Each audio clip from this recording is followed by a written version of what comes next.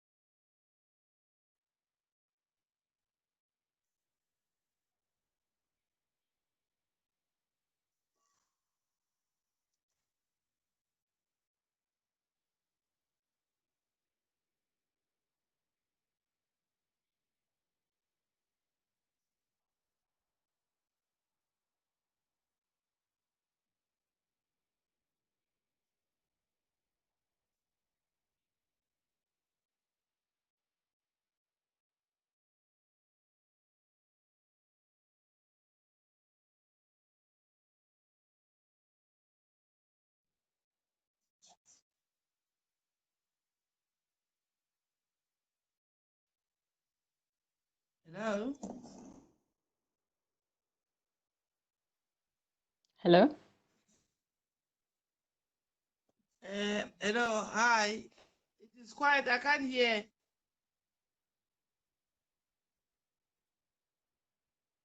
Okay, please just give us a second. We'll be starting in a minute. Okay.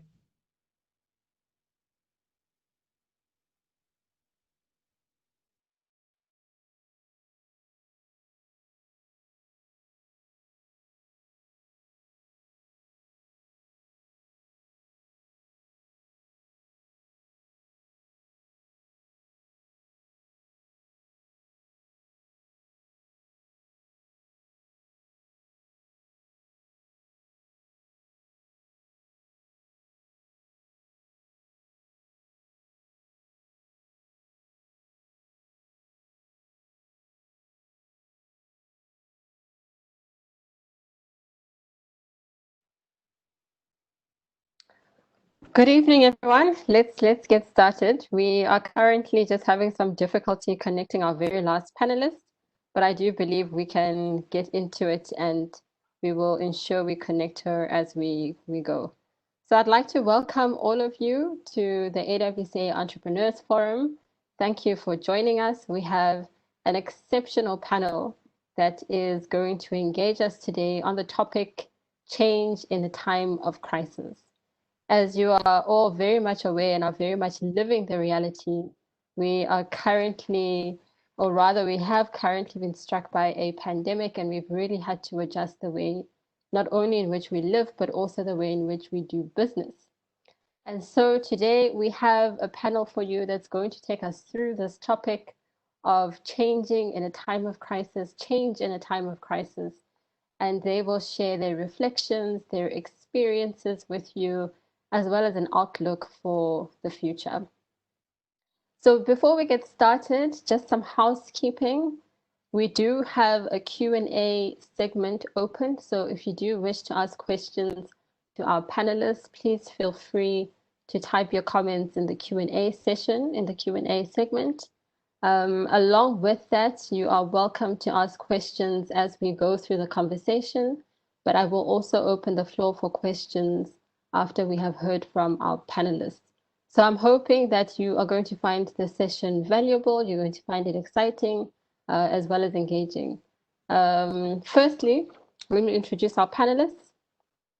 We have Ms. Tryphosa Ramano, who is the chair of the audit committee, as well as a director at the Solidarity Fund, also a former president of the AWCA, as well as CFO of PPC. We have Ms. Nkululeko Dlamini, who will join us shortly, who is the CFO at the IDC. We have Lynette Ntuli, who is the CEO of Innate Investment Solutions, as well as Mmabatho Mokiti, who is the director and co-founder of Redshift. And myself, as your facilitator this evening, my name is Gugulethu Mayisela, and I am a director at the African Women Chartered Accountants Organization. I look after the Entrepreneurs Forum, and as I said, I'm very excited for us to bring this discussion to you tonight. So before we get started, as you all know, we have had challenges in particular with regards to the economy. Being on lockdown has really changed how we live, but also essentially how business is operating. We have recently seen the forecast from the Reserve Bank estimating that our economy, or rather our GDP, will decline by just a bit over 6%. And I was just reading something this morning talking to our economy potentially declining by between 7.5 to 8%, according to the OECD. So the forecast really is quite dire in terms of the prospects for the economy. To kick us off, I'd like to invite Ms. Tryphosa Ramano. Tryphosa, could you please reflect on what is happening at a macro economic level? What are your thoughts? What are your reflections? And what have you seen there in terms of your own thinking around where we are, what the state of things are economically? Thank you very much, Gugu. Am I audible enough? Yes, you are audible. Thank you. Thank you. Thank you. And firstly, let me start by thanking AWCA for inviting me for this topical discussion. The economy is not going to recover anytime soon.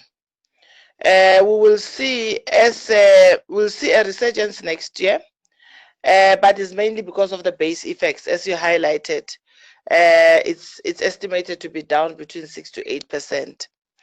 And then as the economy opens up, we will realize that opening up the economy does not necessarily mean that there will be growth in industries and sectors.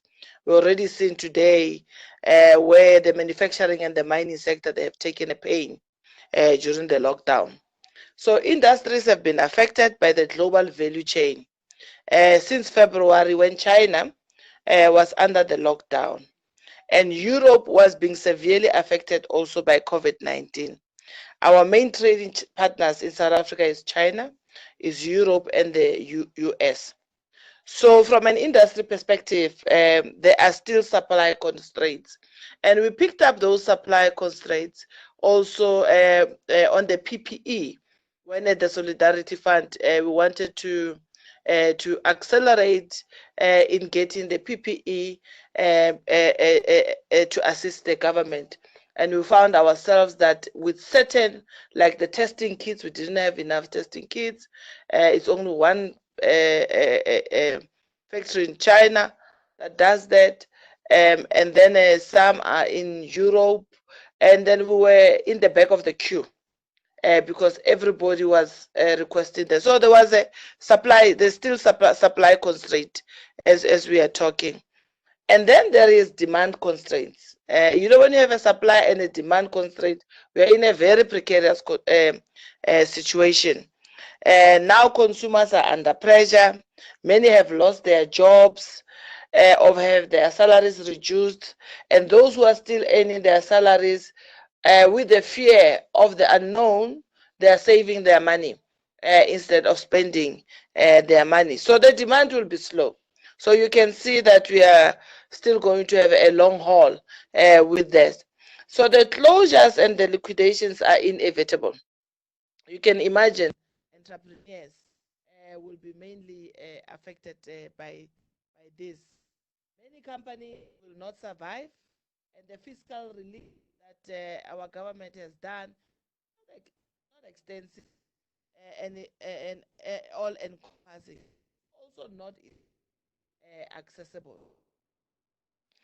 But there is an opportunity for new companies especially as we will have to localize to fill in the gap of global supply constraints. Companies that will survive, which is what this topic is talking about, are those that can pivot or digitize. If we can adapt and change or digitize, which will be new industries, that those companies will actually survive.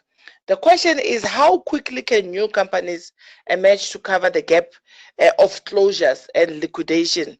And do we have the right skill set for these new industries and the new sectors? And also, what is the role of the labor unions in this environment? We have seen that now we are on a WebEx.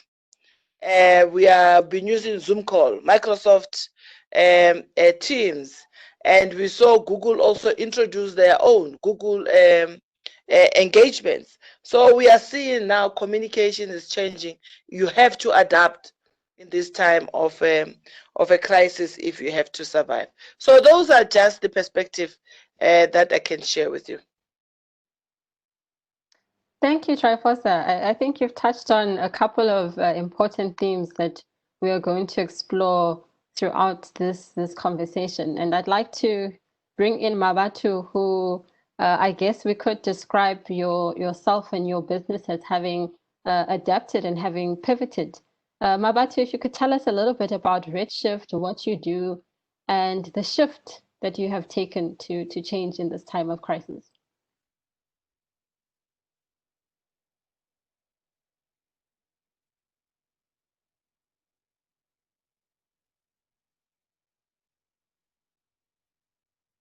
Mmabatho, can you please let me unmute you? I believe you're muted.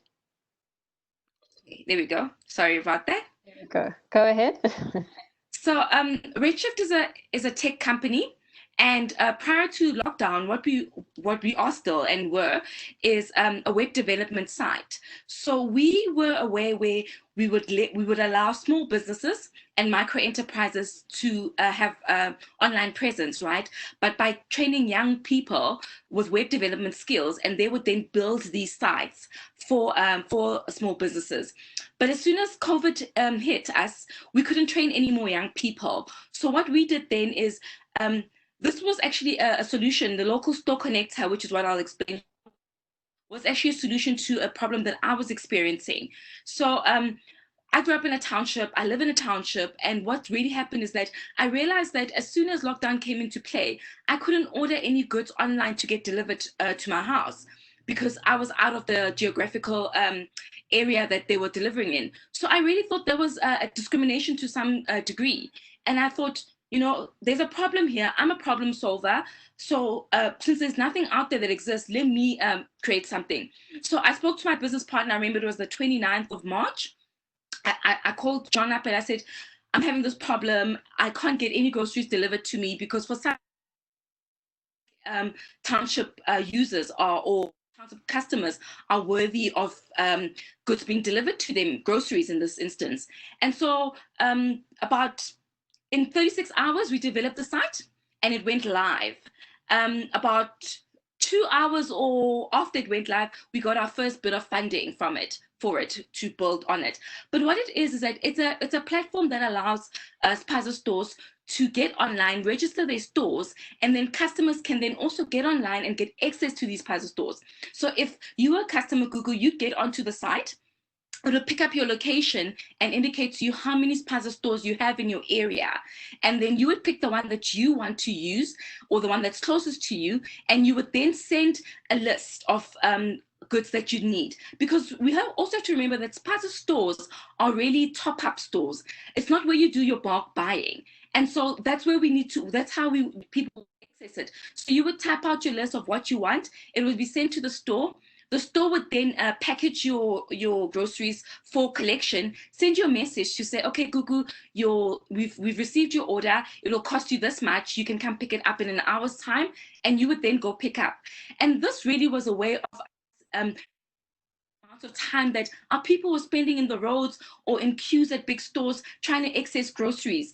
As you saw in the first week of the lockdown, there was a lot of panic buying. And I remember at one point when the elderly pension fund went out, and there was long queues at the stores, at your big retailers, and that really broke my heart to see that a lot of our people were going out and standing in queues just to get access to groceries because they didn't know where else to go. And stats have shown that in the Jewish community, money remains in that community for up to a month before someone breaks the chain and the money leaves for the greater economy. And so in the Asian community as well, in fact, in the Asian community, it circulates for even longer.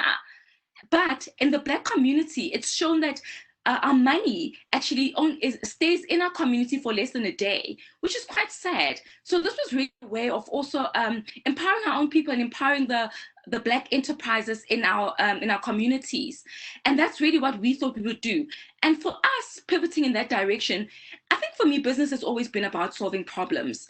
And for me, if a business is not solving a problem, then it shouldn't be existing. So I knew that if I had the same problems, so was everyone else, because I spoke to my neighbor and I spoke to my other family members, and they were having the same problem. And I thought, I've got the skills, I've got the tech skills, I work with great people, and why don't we just build this ourselves? And we've had such phenomenal response from it, and getting support from Finmark Trust and JP Morgan International funding the first bit of it. And so it's really a way to just give micro enterprises online activity. That's really incredible, Mmabatho. It seems you've brought the fourth industrial revolution to the doorstep of the township economy, which I think is quite exciting and innovative, but also obviously really essential, because one of the things we often talk about is how to ensure that the 4IR is inclusive. And I see that's exactly what you've done with your business. And nonetheless, of course, I'm sure there are challenges.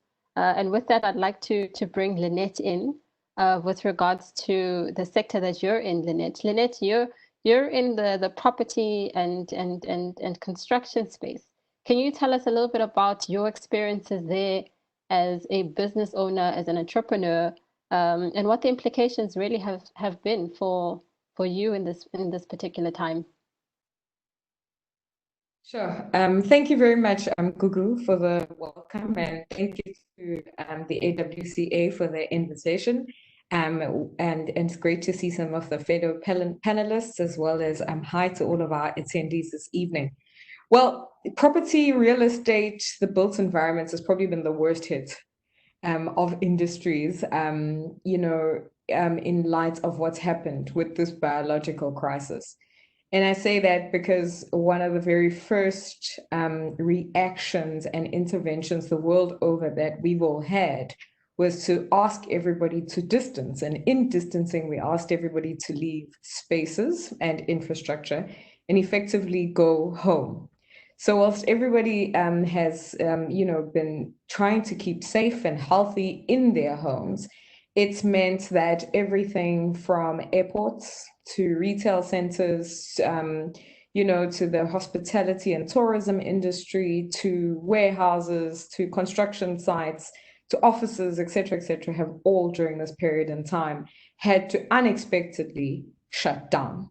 And in shutting down, I think closing everything down was probably the easy part.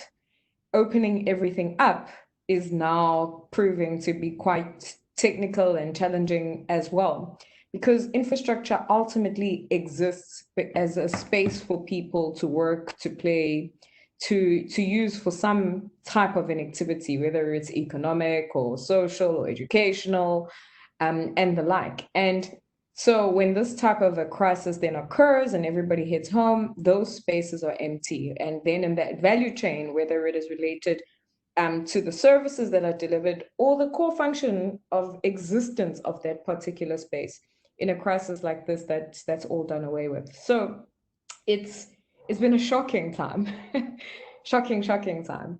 I serve on the board of one of the country's larger convention centers, and a space like that, whose the core of their business is meetings and people gathering, without surety of when this crisis ends and what happens, means that for an unforeseen period of time, you have effectively decimated any revenue. Similarly, I serve on the boards of property companies, particularly in the retail sector. And whilst you've had essential trade, it's certainly because of the distancing and the measures around that, you've had a number of different difficulties. Certain categories of business allowed to open, others not. Then you've had probably a greater amount of your tenants and the like closed. Your restaurant sector, for instance, has largely been closed and literally decimated by this type of a crisis as well. So your collections are down and it affects everything. And I mean, once you're also listed, it affects everything from valuations to dividends and the like. In our space, where we specifically also are more in the consulting services business, the asset business, where people are actually required on site and running and driving different processes and systems and that sort of thing as well.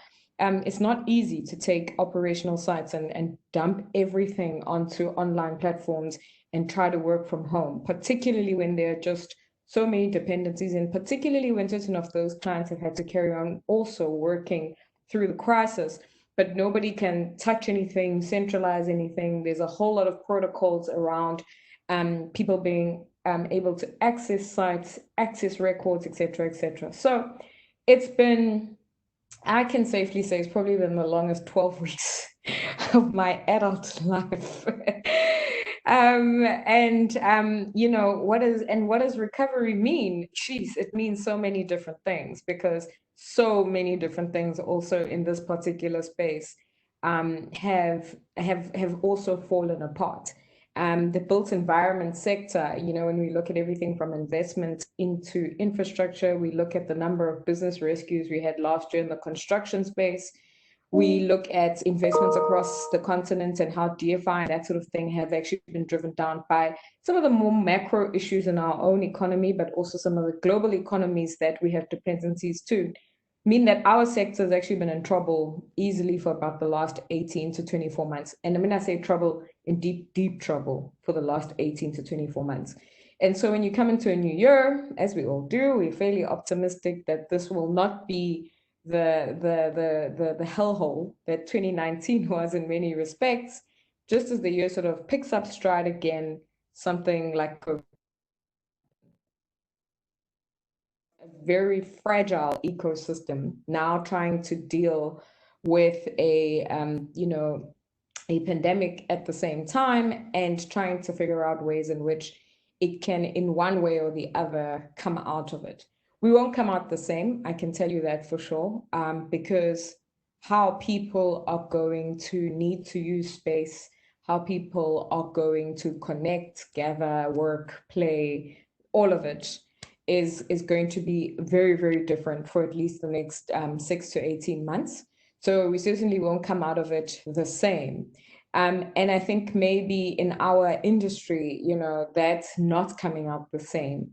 Is there are green shoots even with that. There's practices and a number of different areas of improvement that never ever came to the fore or got done, because we always rely on the adage, we've always done things this way, and if it's not broken, don't touch it. But I think in this particular instance, this reinvention, this big hard reset, may well present some new opportunities, and opportunities, of course, that are going to require all kinds of things in our value chain, everything from new skills, reskilling, technology in particular, and different ways of still being able to deploy the work, as it were. Thank you, Lynette. It seems there's change, I guess, all around. Yourself and Tryphosa have both really touched on the importance of shifting our capabilities and our capacity to enable us to thrive in what is going to be, I guess, a new way of being. So I was reading an article, I think it was yesterday or the day before, where an initiative has been set up by the World Economic Forum, and they're calling it the Great Reset. And really, I guess it means there's going to be a great reset for all of us in business, in our personal capacities, but also really in the skill set that we have that is going to enable us to carry us forward in the next coming months, but possibly even years.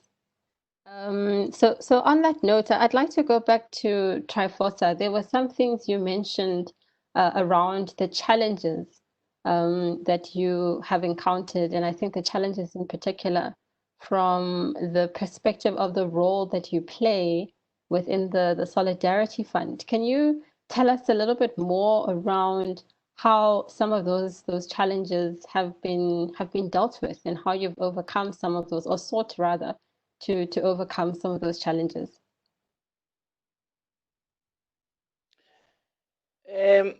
Thank you.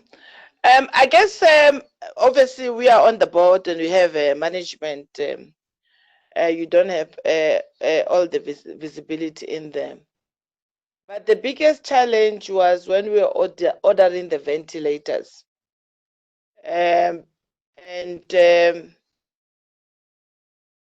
What happened was that, you have to learn about the global supply. Who are the different types of ventilators? There are those that can be manufactured in China. There are some who are manufactured in Europe. And in China is one company that is owned by the government. So as we were in the peak of this pandemic, when we went into lockdown in March, remember in China, in Europe, in the US, it was their winter, end of their winter months. So they were severely affected. So they have ordered all of these things. So they were competing in the supply chain. So you can imagine South Africa is a small country. You come in there, you also put your orders. They put you in the back burner on the line. And then you have to navigate around that. And that's where the importance of government relations are very important. And also for us, because we knew the peak is going to be, we were going to get into the winter season. So those ventilators now are going to be delivered in the month of August.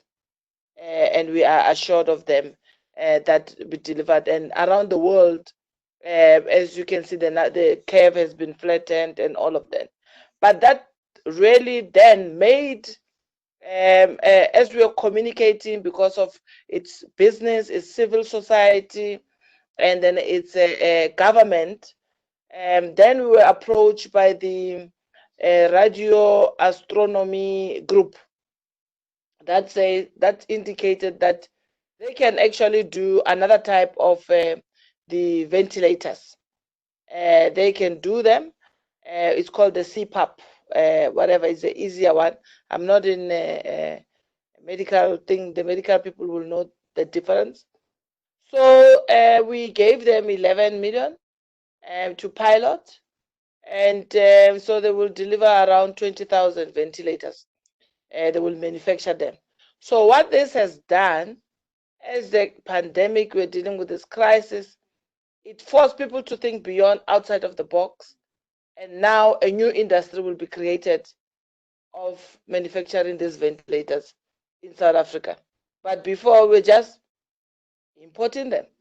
So if they become a success, then we'll be able to supply the health industry with the ventilators that have been manufactured in South Africa, that have been the initiative of the of the astrology profession, and also entrepreneurs in South Africa.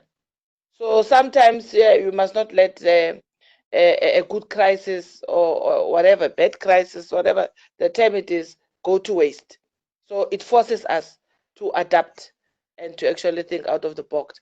The other thing is that what you are seeing now, remember the clothing and textile industry has taken a knock, and we're literally importing things in the country. Now with the issue of masks, whereby when the government announced that you can have now cloth masks, you can imagine what happened to our unemployed ladies, those who were making us, traditional clothes or just making school uniform. Now they're making masks. As children are going back to schools, the Department of Education is ordering a whole lot of masks. Everybody's allowed to wear masks when the economy is opening up. So it has created industry, especially for entrepreneurs. I know of one entrepreneur who was in the, what do you call, events and decorations business. So since we are locked down, we are social distancing, nobody is meeting. So the business has taken a knock. And then she decided, because of she makes tablecloths and all of them, she says, no, with the machines I have, I'm going to make masks and I'm going to enter into a PPE space.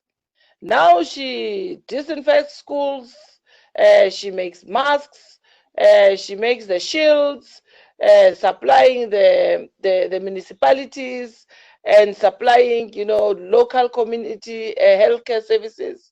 So it's now another business for her. She's earning an income. So that is why in this crisis, you don't sit and cry and wait for a fiscal relief. You say, what are the other industries that have been born out of this crisis? Remember in 1919, when you had the flu, the Spanish flu, the companies that actually benefited out of that is what? Is VIX. I don't know who owns VIX, but now we talk about VIX everywhere. But it's VIX. VIX was developed during that pandemic. And now every winter is VIX cough, VIX rub, VIX whatever. Things get developed during a crisis. Thank you. Indeed.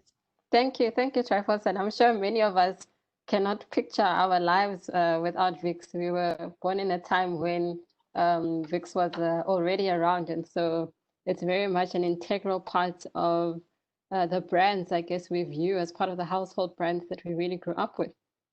So on that note, if I can just segue to Mmabatho, it seems that as Tryphosa had said, in any crisis, there's an opportunity for someone. I'd like for you perhaps just to talk us a little bit through what has been the response of the innovation that you described to us earlier. Any of the key challenges perhaps that you could talk us through, some lessons, perhaps successes as well.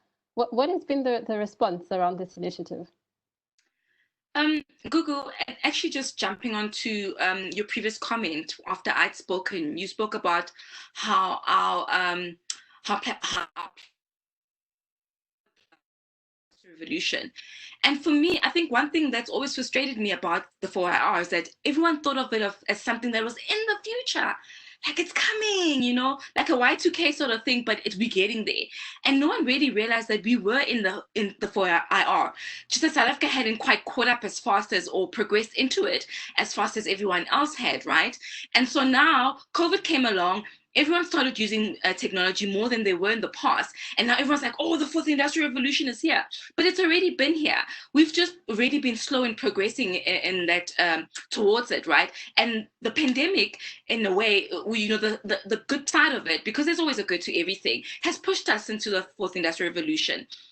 But apart from that, though, how it's happened with us and how we've our challenges, there's been a lot of challenges.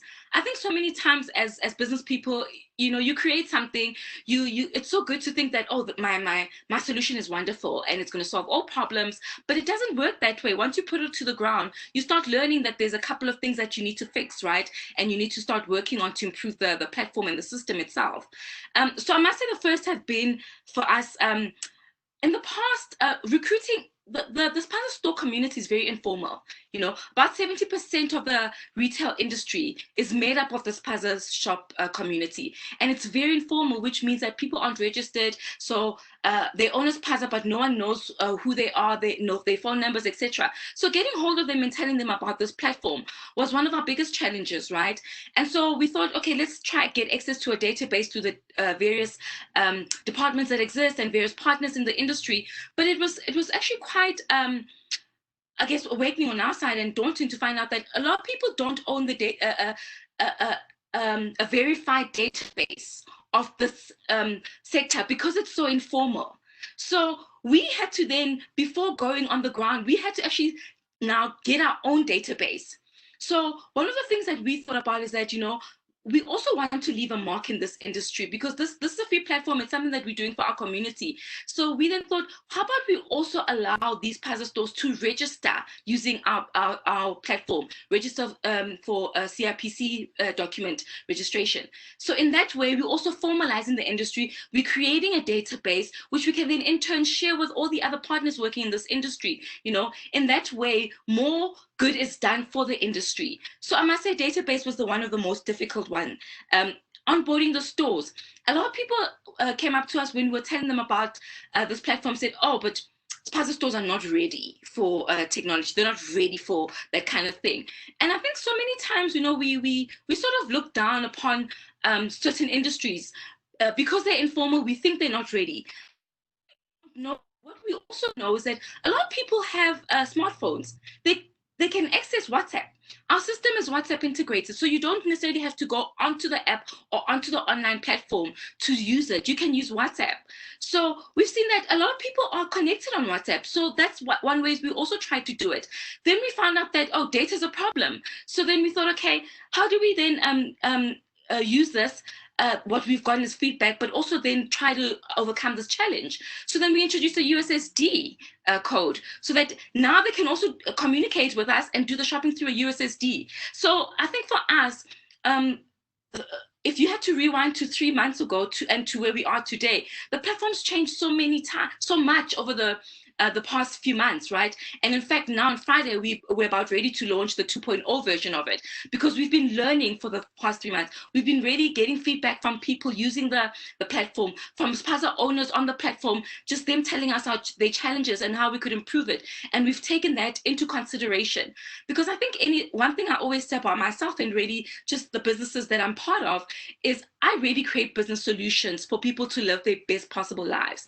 And so we wouldn't be doing that if we weren't then taking that feedback and integrating it into the platform itself.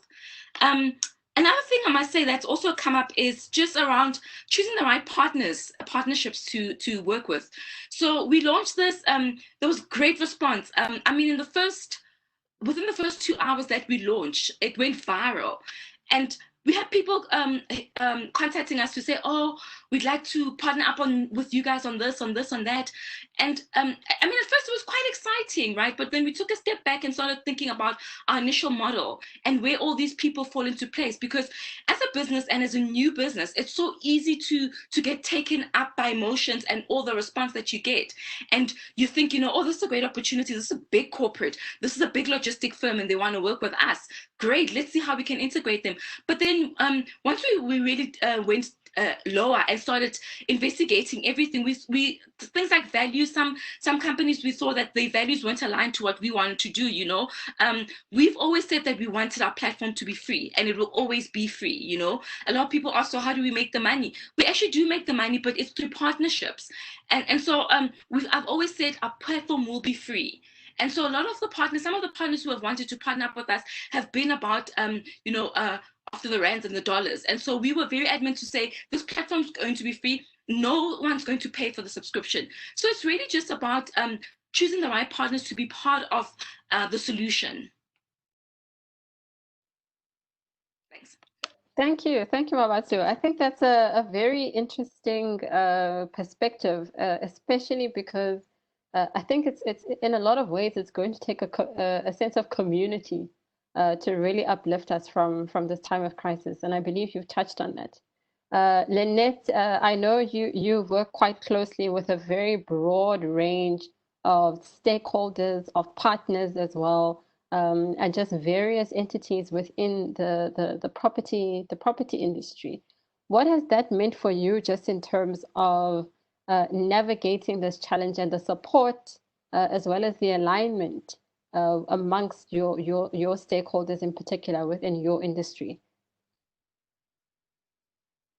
I think what everybody's waking up to in this new world order, collaboration is probably going to be our biggest competitive advantage as we move forward. There are no islands amongst men and women at this point in time. And, we all belong to an ecosystem, and we're ultimately very interdependent in so many ways across industries and sectors in business. And so, you know, they're going to be no winners from this crisis, as it were. And sort of the greatest, the strongest, they will only ever be as strong as the weakest person and the weakest player post this particular crisis. So it becomes incredibly important that as far as possible, you know, the members of the ecosystem who keep it sustainable, but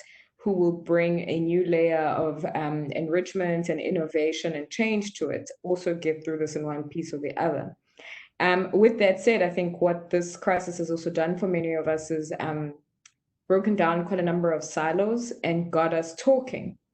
Talking not just about shared crisis, but also about potential for shared value, for shared resources, for shared ideas even. And I think sometimes, you know, with business being what business is in many instances and everybody being going for that pole position and staying number one, I think what this great reset is also beginning to show us is that there's probably greater value at this point in time in having partners instead of just customers and people that you transact with. It's incredibly important that innovation before you start selling it to the world is understood even in your own space and in your own business really well, and it is something that is embedded and practiced and allowed. And that's incredibly important. And I think also the other very interesting impact that's coming out is just really the conversation around, you know, businesses contract with society. And for me, that's also really interesting because, you know, as we are navigating through this crisis, it's not just about the bottom lines, profits and losses, liquidations and business rescues, or who comes up with the new and latest and the best practice around something or latest intervention. But we're also having very human discussions and human current affairs in the midst of this crisis. And I think for you know, many of the stakeholders and partners you know, we work with, but other industries also work with, is that they're going to come out of this thinking very differently, I hope, about how they interact, connect, deliver service, and truly serve. Because that's what we ultimately here to do in business, is that you serve, and yeah, people will pay you for that service and for the eradication of whatever pain your solution brings to them. But at the heart of that is that at the real heart of that exchange is service. And so it's going to be very interesting to see how both boards and organizations and different stakeholders and partners are going to begin to reinforce you know, that whole idea of that economies are not robots and artificial intelligence. Economies are built by people who form societies, and that's how they exist, and how we then balance some of the delicate intricacies of what that then means. So I'm certainly hoping that we can keep the conversations, but more than that, we can create real momentum around, you know, what you're bringing into the picture now, around partnership, around innovation, around shared value, and really embed those new principles and new fundamentals into how we do business as a country, as a continent, and I guess globally as well.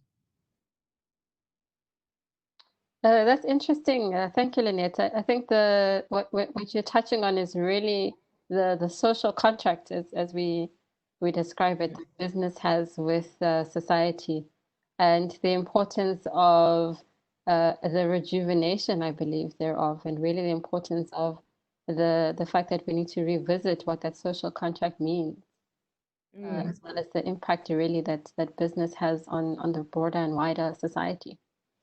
Sorry, Gugu, if I can just chip in there, because I really liked what Lynette said, but it's also allowed businesses to be vulnerable.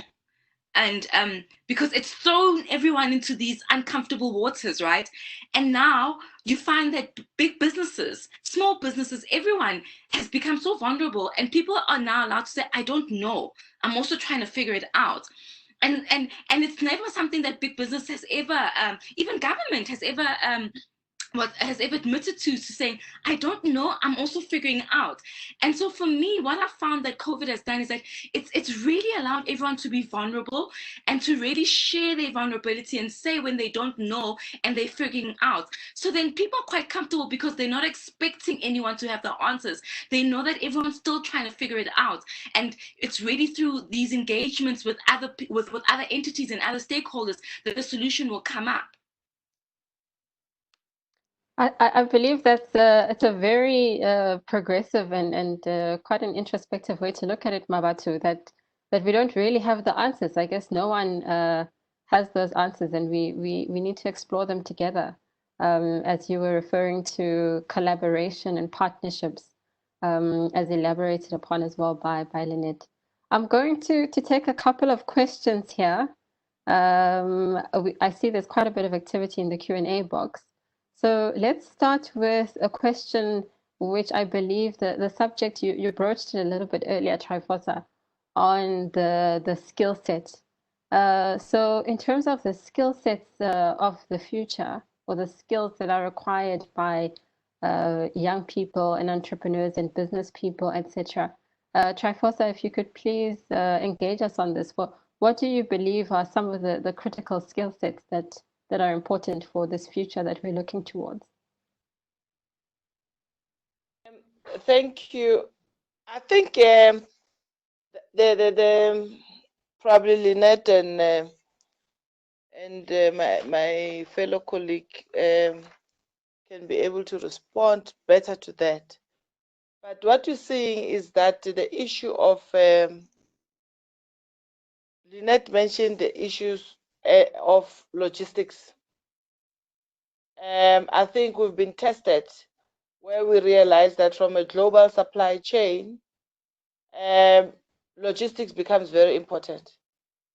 And from a logistics point of view, the delivery online, all-night trading became big, but most organizations were not geared towards that. How do we put our products from a normal shop to online? I myself had an experience where I bought some goods from some very reputable store, but it took 3 weeks for them to deliver until I complained to the MD. But I realized that they did not have the capability of doing online. They're used to having stores. So the other skill is the skill of the digitization. We've all been on many webinars after webinars. I didn't know Zoom until there's lockdown. Then when there was lockdown, all of a sudden, we are zooming. And then I don't even know who's the founder of Zoom.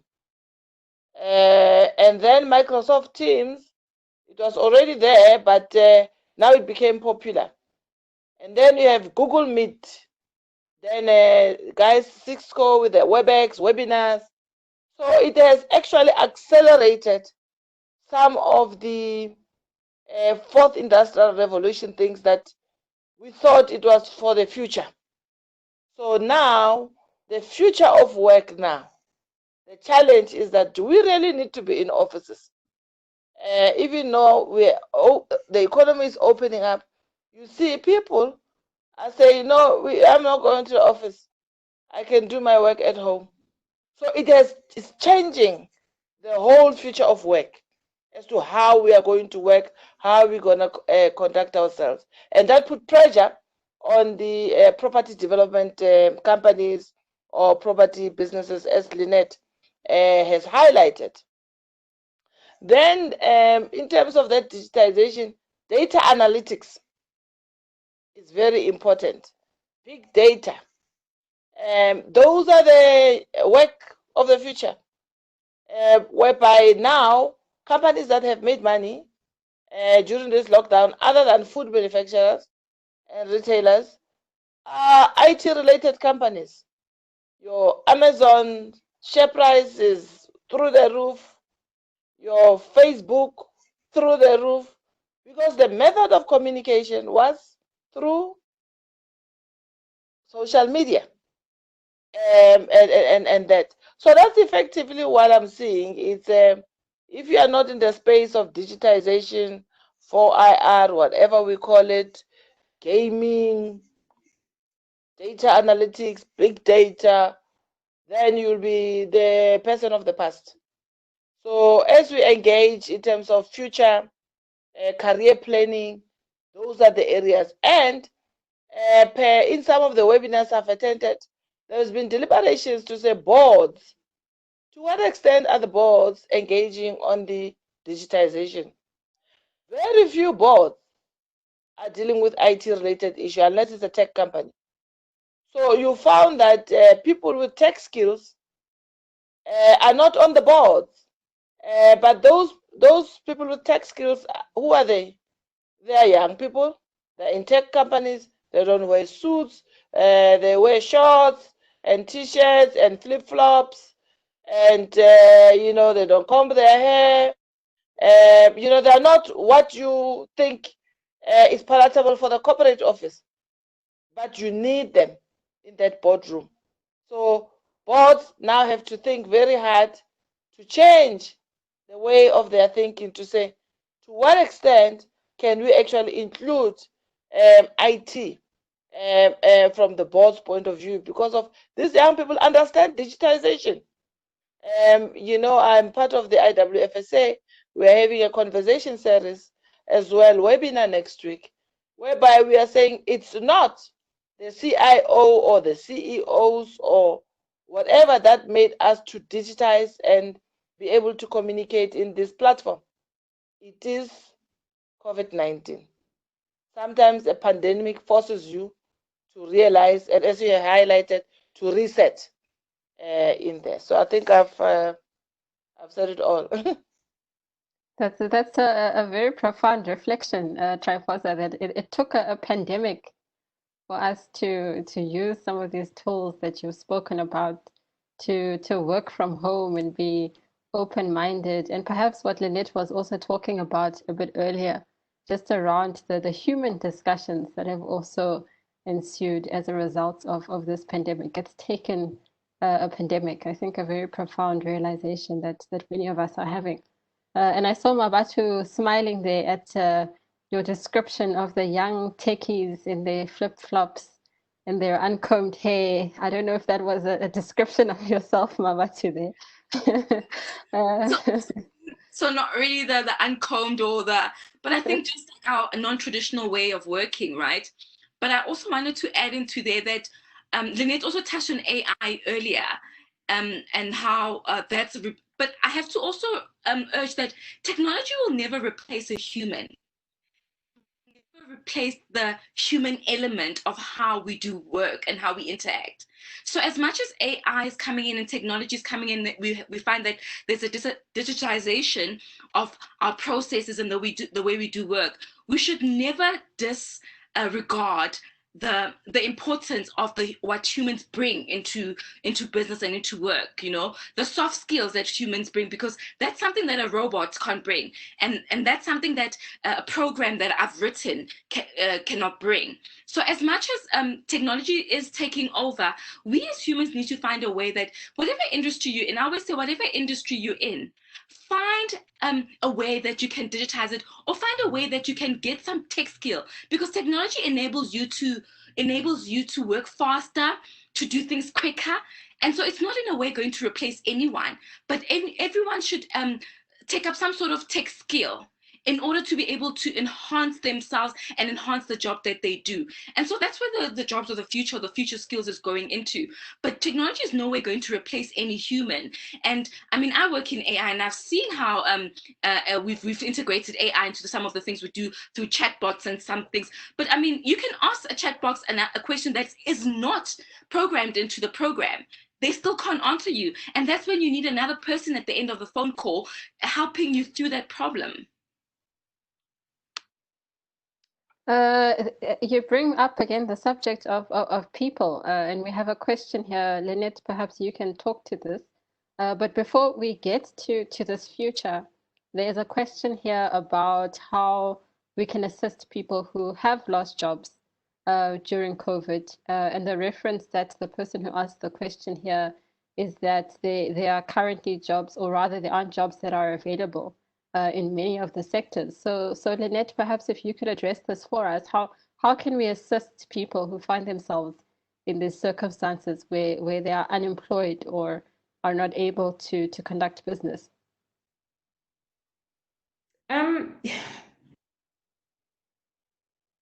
It's almost, it feels counterintuitive in the middle of a crisis to say what I'm about to say. But the crisis we are in has had multiple effects, and one of the big multiple effects of it has been that of unemployment. And now you've even got people who, in spite of their skills and a number of different elements that make them productive members of a society, can't use those even in new sets and constructs. Starting a business at the moment is if it was double difficult just before COVID, means that during the crisis itself it becomes quite a technical issue and a matter. It's a case of also just balancing this whole reset with a little bit of patience. And a little bit of patience is saying, I'm saying that yes, the panic is there. Yes, the anxiety about what's going to happen is there. But what's also going to happen, and I think what we're seeing, particularly in the East at the moment, is that business is starting to reopen and come back. And in its coming back differently, and companies redefining for themselves what they need next, what skill sets they need next, when new opportunities are opening, and how do they utilize the capability as well as the capacity they have in that society. We're going to see that here as well.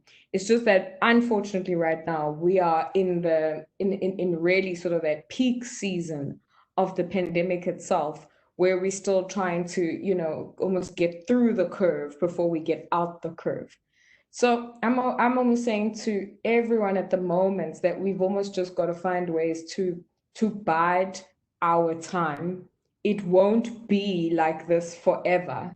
And I think though, when you're in a crisis where you've possibly lost both your employment, but you've probably lost a business as well, you start to feel like this is end times, And this, I don't think is end times. And it's just a consequence of saying, how will you position your skills to be ready to a new world? It's also about staying connected.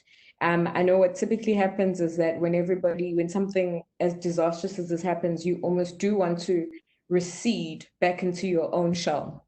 You want to stay in bed and not see the world and, mourn what has happened. Yes, there is definitely a space for that because it's traumatic. It is deeply traumatic to lose, that security in our lives, to lose a livelihood. But at a point in time, it then also becomes quite important to continue to have conversations so that firstly, others know that you are in that position. Secondly, others know what skills you have, and others know that when they see opportunities, they know who to call. Because that's also going to be something that's going to happen at a point in time, is that as the world very quickly opens up, that speed is going to have to met with agile responses. And agile responses are not just going to be technological, they're also going to have to come from people. So is your CV up to date? Is your LinkedIn profile up to date? Are you speaking to people in the space that you're interested in going into next? It's something that I think I've brought up at one of the AWCA conferences before. We don't discuss money and we don't discuss our strengths and talents with the people who are closest to us, so we've even found it more difficult to do that out into the open world. But never has there been a time when the world is watching everybody in different movements and motions online that it has become important to make sure that you stay connected in spite of the physical divides that we see, and that people are aware that you're in a specific position and you're looking as well. So I think it's a balance. It's a balance of time. It's a balance of also, let's just stay in the ring as best as we can and try to almost stay resilient up until we dive through this intense period in the curve that South Africa finds itself in now, because it also won't be this way forever. Lynette, I believe you have brought us home to the end of this session. Perhaps, as you say, it's not the end of the world, but it's definitely the end of this session, which has been incredibly insightful, incredibly motivating, and I believe has also given us all an opportunity really to reflect about what some of this change means for us. And some of the things that I'm definitely going to take away from this is really around how this is a time for collaboration, how it's a time for vulnerability. Some of what you were touching on, Lynette, I was just thinking, I have seen a lot of my peers who now have YouTube channels where I didn't know people had so many different talents. So perhaps it's time to start that YouTube channel with some of your secret talents that you have kept hidden, but also really to start looking into the future and redefining how you're going to position yourself and how you're going to position your enterprise. So on that note, yes. Just wanted to share, Gugu, just to that question around the skills that we're going to have. Mmabatho started, and I wanted to say, I thought some one of the for me at the moment, the 4 sort of top skills to have as we move through this period of I don't know and vulnerability in our markets is the ability to learn. A lot of people close themselves off from additional learning and formal learning and other channels of learning. The second for me is design thinking, that element of thinking outside the box and even thinking outside of what you would normally do and outside the prescripts of your profession and the like. And I think that then also springs to your point about people now discovering new talents. And I guess even just thinking through processes that ultimately lead to the design of products, much like what Mmabatho has done. There was a problem, but there was a process related to that. How do you intersect technology with that? And then, the third for me is cognitive flexibility. The old world is done. And I think the quicker we all accept that, the better. And then it becomes very important to stop holding on to what was and beginning to transition yourself to what is and what it's potentially going to be. And mind you, what is going to change and redefine itself at this point in time nearly daily. And so you've got to allow yourself to almost go with the ebb and flow of what's happening with that. And then I think as the world also shifts with that, it's measuring and analyzing and applying, based on the data you're collecting and the insights and the connectivity and the collaboration. How do you apply that to solve what's happening right now or what needs to happen next? Instead of keep taking yourself and the world back. We're never going back to what life in the world was before the 15th of March. And I think then it becomes important for us to say those are the skills that we want to have and take forward. So I think to sum it all up, there's no turning back, folks. If I'm hearing the Lynette correctly, there's no turning back. It has changed, it is done, and it shall be, and it will be what we make of it. So on that note, Yes, Gugu, thank you. Yes. Gugu, before we go off, can I just add that, as I said, with every challenge, there is opportunity. In this era, the government released Spectrum before we went on to lockdown. And with the release of Spectrum, it was to enable that we can manage the traffic. They can manage the traffic, we are able to communicate. And in that, it's an opportunity for anyone who wants to be in ICT sector, because the Competition Commission has found that the mobile operators have been overcharging us in terms of data. So we're going to see data becoming more cheaper, but we're going to see more companies in the telecom sector emerging. This is an opportunity for entrepreneurs who've got appetite to do that. And also for the answer of the one who's unemployed, I think in South Africa, the way our education system is structured in such a way that you finish school, you want to look for a job, okay? Probably this pandemic has taught us that Some of those curriculum needs to change. We need to have some entrepreneurial plan around it. As you lose a job, think about creating a business. I know you need capital, but there's quite a number of people I engaged with during this time who were employed, they lost a job and whatever. They are producing masks. They are producing face shield. I didn't know that to produce a face shield is so simple. They are supplying. They are getting the sprays to disinfect. They spray offices, schools, hospitals, whatever. So people have turned into something else because they take advantage of opportunities. So I can leave you with that. Look at this as an opportunity to reflect and also to arm yourself with new skills and new businesses. Thank you, Tryphosa. It doesn't look like we want this conversation to end, and I'm sure that those who have dialed in today have gleaned a lot of value from yourselves as panelists and the responses to some of the questions that have been asked. We really appreciate it. We can never have enough time really to engage in such discussions and in such conversations because they are so crucial to how we move forward, to how we progress. And I'm assuming at this point I can say my vote of thanks.